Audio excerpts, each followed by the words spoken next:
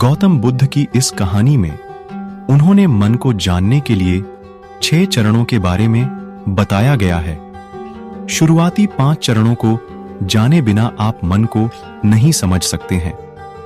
जानते हैं इस कहानी के बारे में। मन को जानने से जुड़ी गौतम बुद्ध की कहानी।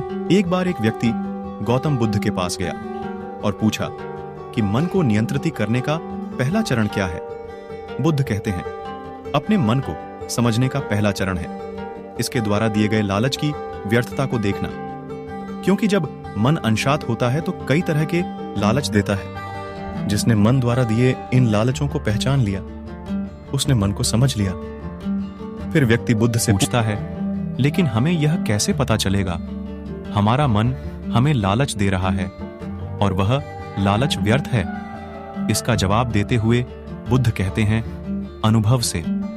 मनुष्य मन के लालच से जिस कार्य को अतिपूर्वक करता है उसमें उसे हानि ही होती है और हानि के बाद ही उसे अनुभव भी होता है। जैसे जिसने वास्तव में यह देख लिया कि नशा करना केवल दुख है, वह नशा मुक्त होना शुरू कर देगा। जिसने जान लिया कि ईर्ष्या से खुद का नाश होता है, वह ईर्ष्या से मुक्त हो जाएगा। मन को समझने का यही पहला चरण है। बुद्ध बताते हैं, मन को जानने का दूसरा चरण व्यक्ति बुद्ध से पूछता है। यदि व्यक्ति पहले चरण से यह जान जाता है कि वह मन द्वारा दिए लालचों के कारण दुखी है, तो फिर दूसरा चरण क्या है? बुद्ध कहते हैं, खोज पर निकलना।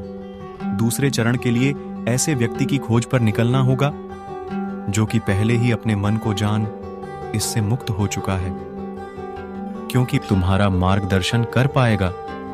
बुद्ध बताते हैं, मन को जानने का तीसरा चरण व्यक्ति कहता है, लेकिन ऐसे व्यक्ति की पहचान कैसे होगी?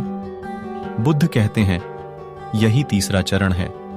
सुनना ही अपने मन को समझने का तीसरा चरण है। व्यक्ति कहता है, क्या इसे देखकर पता नहीं किया जा सकता?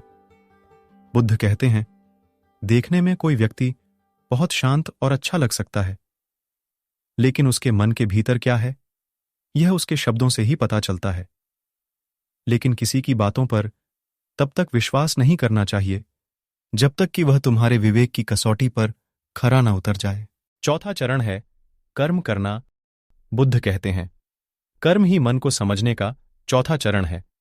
खुद को जानने के लिए सही दिशा में कर्म करना जरूरी है, लेकिन कर्म करते हुए व्यक्ति हर बार 2 गलतियां करता है।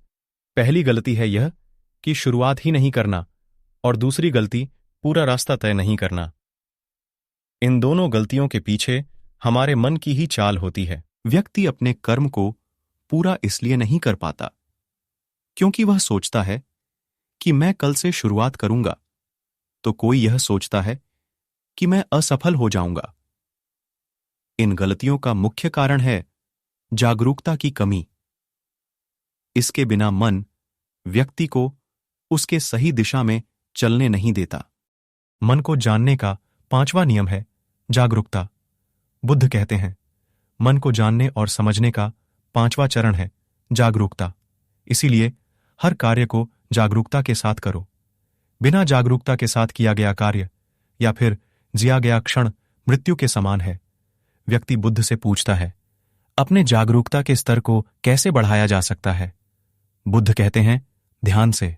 ध्यान ही मन को जानने, समझने और नियंत्रित करने का अंतिम चरण है।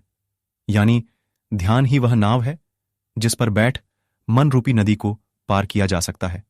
जिस व्यक्ति ने इन शुरुआती 5 चरणों से ध्यान को जान लिया, उसने अपने मन को जान लिया। तो ये थी गौतम बुद्ध और शिष्यों की कहानी। उम्मीद है इसमें अमल करेंगे। Thanks for